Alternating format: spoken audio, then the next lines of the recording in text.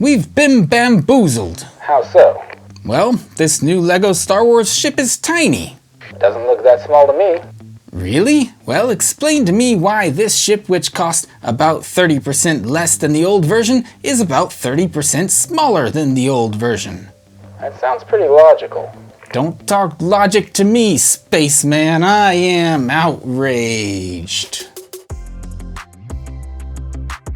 Hello all, I'm Josh, this is Josh Builds Stuff, and the views of Intro Josh don't necessarily reflect those of current Josh. I was just kind of doing my best impression of an enraged LEGO community at large, but we'll talk about that more in a second. Today we're talking about the new LEGO Star Wars Imperial Shuttle set. This set just came out in March 2021. It contains 660 pieces and costs $70 here in the US. It seems like the larger LEGO Star Wars community tends to complain a lot about the price of new LEGO Star Wars sets, and yet it doesn't stop us from buying the new LEGO Star Wars sets. At least it doesn't stop me. That's all I was saying by the intro of this video, and maybe it's not the entire community. Maybe it's just a case of the squeaky wheel getting the oil, or in our case, the loudest voice getting the most attention, and maybe that's the point of complaining in the end. So today I'm not going to try to tell you what I think the rest of the LEGO Star Wars community thinks about this new Imperial Shuttle set.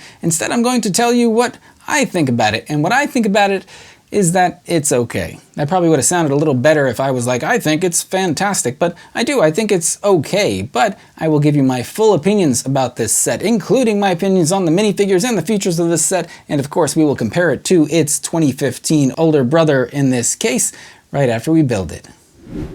The build for this set certainly met my standards for a 2021 LEGO Star Wars set. By that, I mean I just had to repair the old version of this same set, and I think that the build techniques have actually advanced pretty highly in recent years. The structure of this set uses a lot of Technic pieces, which of course makes the set very sturdy, and then the mechanics that are built into this set that give us all of the movable parts, they're also built in new and interesting ways that I haven't seen before, and in the end we're left with a product that is very sturdy and stable, especially compared to the old version, but we'll talk more about that in a second. Something happened to me today when building this set that has never happened to me before when building a LEGO set, at least not that I can think of.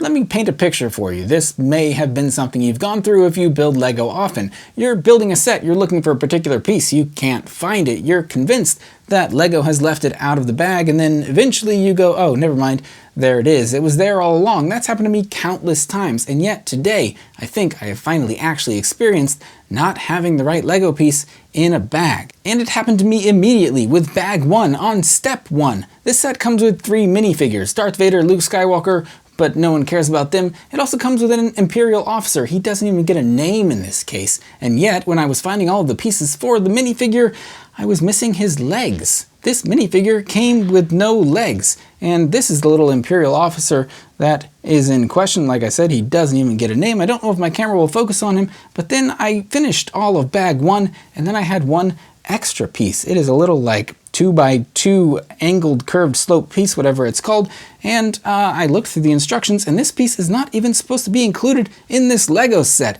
And so instead of leaving this Imperial officer without legs, I decided that this Imperial officer now has new legs. It is like I said, a 2x2 sloped piece, but those are now my Imperial officer's legs. And he did not have a name before, but I think his name should be Dan. But not just Dan, because of course he is in the Imperial Navy. I think we should call him Lieutenant Dan. That seems to fit. Lieutenant Dan, he's got new legs. Alright, looking past the price of this set and the tragedies that have befallen Lieutenant Dan, let's talk about the ship itself. This is an Imperial Shuttle. I think it is officially called like a Lambda class shuttle. This is not a Tydirium shuttle. That was just the name, I think, of one specific Lambda class shuttle that the rebels had stolen so that they could get down to Endor. This, I believe, is not supposed to be that ship. Back in 2015, that was the name of that ship, and that ship came with a bunch of like rebel indoor troopers and other like main character minifigures dressed in indoor gear. The new ship, I think this is supposed to be the version where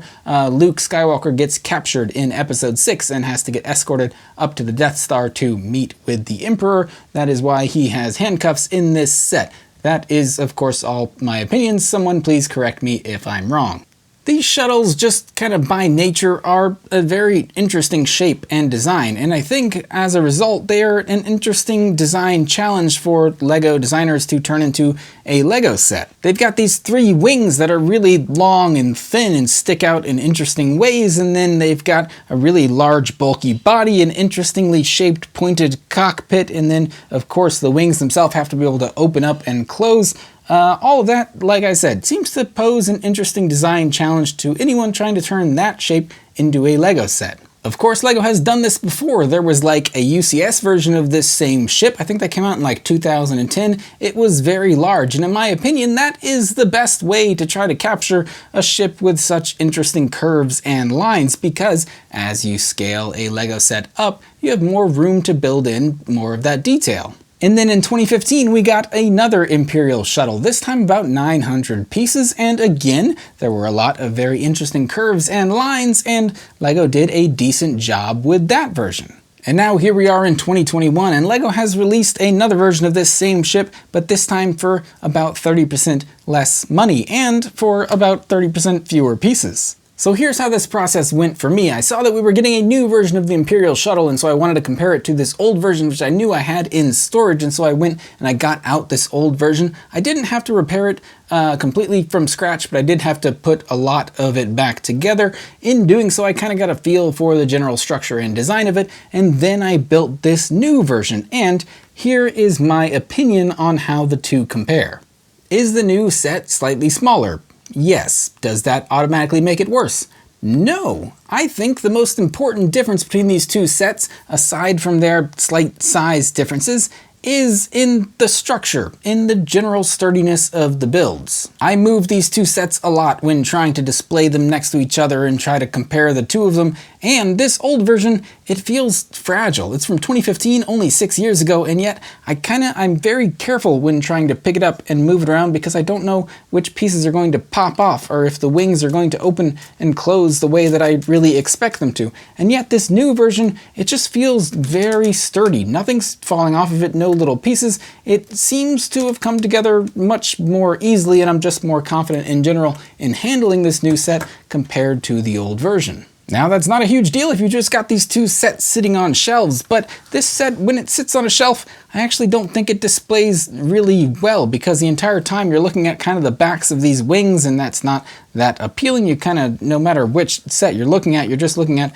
exposed undersides of bricks, which is never really pretty. What you want to do is display it with the wings down. For that, you'll probably need some sort of external extra stand, but in my opinion, that cool triangular pointed design is where this set really looks cool. And so if you're not confident in opening and closing the wings on this ship, then that just takes a lot of points off of it, in my opinion. And that's kind of the case with this old version. I actually don't want to open and close the wings because I'm afraid pieces are going to fall off of it. So am I saying I automatically like the new version better? No, I think the old version has a lot going for it. For one, it's bigger. I like that a lot. For two, it has landing gear. I think, obviously, to make this new set slightly smaller in scale and price, they had to cut some corners. In this case, those corners were landing gear. If you look at the old set, it's got nice retractable landing gear. It actually pivots up and down, it moves around. In the new set, it's got like 3 little Technic pegs that are meant to just sit there. They don't retract, they don't do anything. They do hold the ship off the ground, and they're relatively sturdy, whatever, but the old version actually had like some movement and playability and some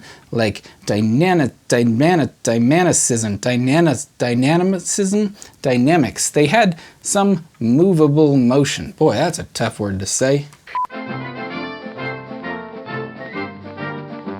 Now, because that old version was bigger, it meant it had more space, and so on the interior of this ship, you could actually fit several Rebel troopers, which it was meant to transport. On this new version, it has a very interesting new opening mechanism where that whole top dorsal wing, I call it, kind of folds backwards, but on the inside there is much less room. You can only transport at most 2 minifigures, and that's all that this set gives you. It only comes with 3 minifigures, so you could stick Luke and Vader in the back there, kind of facing each other, but they're going to be kind of crammed in there. You also have room for one pilot in the cockpit of the new version because it only comes with one pilot. In my case, Lieutenant Dan has a little bit of trouble reaching the foot pedals, but we can't hold that against him. In the old version of this same ship, the cockpit wasn't necessarily larger, but at least LEGO built in that design where you had kind of staggered seats where you could fit 2 different minifigures in there if you wanted to. So in that respect, it probably was a size issue that made us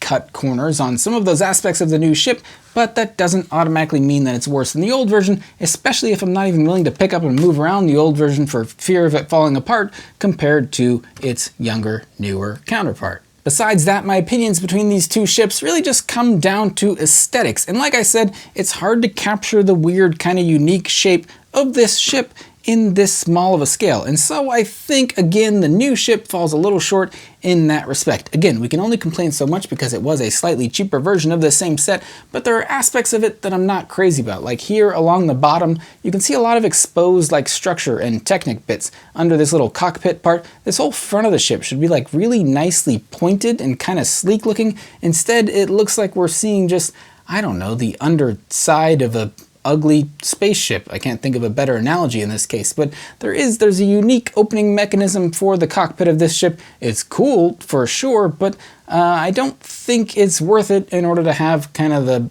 underbelly of this whole beast kind of exposed like that. That, in my opinion, is really the worst part of this new ship aesthetically. It's not like the old version completely hid every bit of structure that it had as well. Again, that's not really going to be avoidable unless we scale this whole ship up to like UCS version, and then of course we're paying a whole bunch more money for it than any of us really want to. Well, in reality, I guess I do want to. If they released another UCS Imperial Shuttle, I would get it for sure because I do not own the old one and I think it looks super cool. So let's talk minifigures in this set, and I hate to say it, but our selection here is disappointing. Now, I'm all for supporting and shedding light on the plight of our disabled veterans, but I would have rather just had a normal Imperial officer than gotten poor Lieutenant Dan here. Don't get me wrong, he's no less of a minifigure because of his condition, but I would just kind of rather jump to the end of the movie where Lieutenant Dan gets new legs, instead of our case here where we've got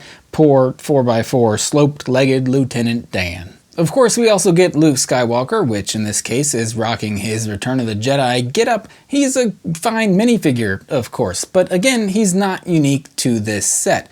Then we get Darth Vader, who again, unfortunately, is not unique to this set. And we know that they have a Darth Vader with arm printing on him at this point. The least they could have given us is that version instead of this one. Sorry, Dad. Now, to channel a little of that annoyed LEGO Star Wars fan energy here, I wish that LEGO had included more minifigures with this set, especially for the price. What's the worst that could happen? They could have thrown in like an extra Stormtrooper or two. They're basically disposable. Hey. No offense, of course. And so those are my full thoughts on the new version of the Imperial Shuttle. Do I think highly of it? No. Do I think it's terrible? Also no. I think it's alright. I think it's actually great for the price, and if LEGO is trying to do that same thing they did with the X-Wing and TIE Fighter earlier this year, where they're making smaller, more affordable versions of iconic ships, I guess you could call the Imperial Shuttle an iconic ship, then I think in that case LEGO is doing an alright job. But, of course, as always, let me know what you think about this new LEGO set, and let me know how you think it compares to this 2015 counterpart. Do you own this old version, or are you going to buy this new version? If you're asking my opinion on whether or not this new version is worth buying, yes, I think it is. Is it worth buying if you own this old version? Yes, I still think it is. I'm glad I own this version. I am more likely to let my kids or anyone else handle this LEGO set compared to the old one, because I think this one will fall apart the second I try to put it back into its large Ziploc bag to throw it back into the storage unit. Sorry, bud, no offense. Perhaps the biggest tragedy of them all is that this Imperial Shuttle is the only large, legitimate LEGO Star Wars ship, I'm going to call it, that we're getting for quite some time. I know there's new sets coming out in summer and fall, and those are rumored to be very cool, but besides this ship, we've got like some micro fighters and like a 4+ set. I'll talk about them as well, but unfortunately there's not a lot of other great looking LEGO Star Wars content coming out for a little while. So, I mean, that's even more reason to not complain about this ship, because you'll enjoy what you have and you'll not leave the table until you finish it. Sorry, I've been hanging around Darth Vader for too long and channeling a little of his dad energy, even though he doesn't have any arm printing, but that doesn't matter to most normal, rational, sane people, we'll call them. But as always, thank you so much for watching. I hope you enjoyed this video. If you did, be sure to like, subscribe, and tell your friends. Again, thank you so much for watching. I'll see you next time. Ba-da-bum, ba-da-bum, ba-dum, bum, ba-da-dum, bum.